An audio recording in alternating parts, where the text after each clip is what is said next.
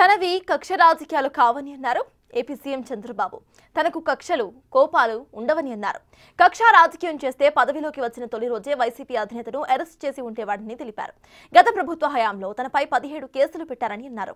నేను బాధ్యత కలిగిన నాయకుడినని, అందుకే ప్రజలు నాకు 4 సార్లు అవకాశం ఇచ్చారని తెలిపారు సీఎం. నాకు ఏదైనా కోపం ఉంటే కక్ష తీర్చుకోవాలంటే ఫస్ట్ డే నేనే అరెస్ట్ చేసి ఉండాలి. మీరు గుర్తుపెట్టుకోవాలి, నాది కక్ష రాజకీయం కాదు. మళ్ళీ చెప్తున్నా. అంటే మీరు అనుకోవచ్చు మీరు ఏమైనా భయపడతారేమో అని. కాదు, ఆ విషయం కూడా చెప్తున్నా. బాధ్యత కలిగిన నాయకుడిని కాబట్టి 4వసారి మళ్ళీ ప్రజలు ముఖ్యమంత్రిగా ఎన్నుకున్నారంటే మనం ఆలోచించుకోవాలి.